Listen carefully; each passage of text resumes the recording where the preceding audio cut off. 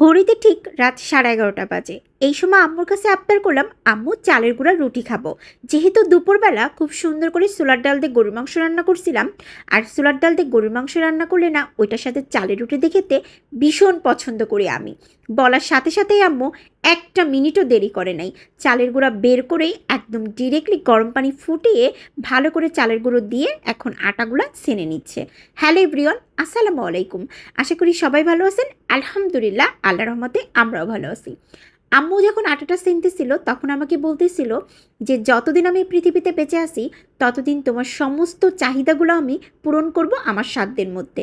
আর তুমি তো শুধুমাত্র আম্মু আমার কাছে চালের একটা রুটি খেতে চাইছো, এটা যদি রাত 2টার সময়ও বলতা তাও মা তৈরি করে দিতাম। আসলে শুধু আমার মা তা কিন্তু না, পৃথিবীর সমস্ত মাগুলো না এমনই হয়, সবসময় চাই সন্তানের সমস্ত চাহিদাগুলো যাতে পূরণ করতে পারে। খুব সুন্দর করে আম্মু আটাগুলো স্যানার পরই ভালো করে গোল গোল করে আকৃতি করে কেটে নিচ্ছে, লেচি টাইপের। তারপরে ভালো করে এই যে লেচিগুলো রেখে দিল, গোল গোল করে একদম পারফেক্টভাবে গোল করছে। এখন হচ্ছে রুটি তৈরি করে ফেলবে। রুটি তৈরি করতে করতেও আম্মু বলতেছিল যে তুমি ছোটোবেলা থেকে আমার কাছে যা চাইছো আমি সবসময় আমার সামর্থ্য অনুযায়ী তোমার চাহিদা ইচ্ছাগুলা পূরণ করছি আম্মু। তো তুমি তো আমাকে মাঝে মধ্যেই বলো এটা সেটা বানাই দিতে, এটা আর বানাতে কতক্ষণই বা সময় লাগবে? তুমি যদি এর থেকেও বড় কিছু আমার কাছে চাইতে আমার সাধ্যের মধ্যে থাকলে সবসময় পূরণ করে দিতাম। আমি এবার আম্মুকে বলতেছিলাম, জানো আম্মু, আমি তোমার এই জিনিসগুলো দেখে দেখেই কিন্তু শিখেছি। এখন নাফিসা আমার কাছে কোনো কিছু আবদার করলে সাথে সাথেই সেটা তৈরি করে দেওয়ার বা সেই জিনিসটা ইচ্ছাটা পূরণ করে দেওয়ার চেষ্টা করি। এটার জন্য আল্লাহর কাছে শুকর শুকর আলহামদুলিল্লাহ যে আমি আমার সমস্ত কিছু আমার মার কাছ থেকেই শিখি। খুব সুন্দর করে আম্মু রুটিগুলা বেলা কমপ্লিট করে ফেলছে এবং দেখতেও কিন্তু খুব সুন্দর লাগতেছে, গোল গোল হয়েছে। আমাদের বাসার ভিতরে কিন্তু আমার আম্মু আবার চালের গুঁড়া রুটি খুব সুন্দর করে তৈরি করতে পারে। অনেকের সময় দেখা যায় চালের গুঁড়া রুটি তৈরি করতে গেলে ফেটে ফেটে যায় বা রুটিগুলো ফোলে না, বাট আমার আম্মু আলহামদুলিল্লাহ চালের গুঁড়া রুটি বেস্ট বানায়। একদম পাতলা পাতলা হয় এবং ফুলকো ফুলকো হয়, আবার সফটও হয়, খেতেও দারুণ মজা লাগে।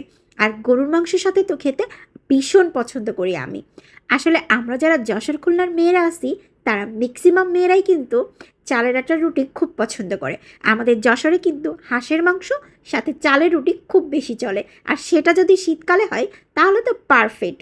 এইদিকে রুটিগুলো খুব সুন্দর করে তৈরি করা কমপ্লিট হয়ে গেছে, ভাজাও কিন্তু পারফেক্ট। ওইদিকে আবার নাফিসা বুড়িকে প্রথমেই ডিনার করতে বসাই দিলাম। তারপরে একে একে আমরা সবাই বসে পড়লাম ডিনারের টেবিলে। নাফিসা বুড়ি কিন্তু এই রুটিটা খেতে ভীষণ পছন্দ করে। আজকে আবার আমার যে একা আবদার ছিল তা না, সাথে নাফিসা বুড়ির এবং মেহেজাবিনেরও ছিল। মেহেজাবিন বলছিল, নানু তোমার হাতে চালের রুটি মানে 10/10, তুমি তাড়াতাড়ি তৈরি করো। তাই সবার আবদার পূরণ করতে আম্মু শত কষ্ট হলেও আমাদের আবদারটা পূরণ করলো। শুকর আলহামদুলিল্লাহ, যখন প্রথম ভাইবটা নিলাম একদম ডাল দিয়ে একদম মনটা ভরে গেল। আমি আবার ভীষণ পছন্দ করি ছোলার ডাল দিয়ে গরুর মাংস থাকবে, সাথে কিন্তু চালের আটার রুটি, তাহলে পারফেক্টভাবে জমে যাবে। দুপুরে কিন্তু আবার দেশি মুরগিও রান্না করছিলাম, তাই লাস্ট পাতে দেশি মুরগিটাও একটু নিয়ে নিলাম। ভাবলাম শুধুই মাংসটা খাবো। এই ছিল আজকের ব্লগ। সবাই ভালো থাকবেন। আল্লাহ হাফেজ।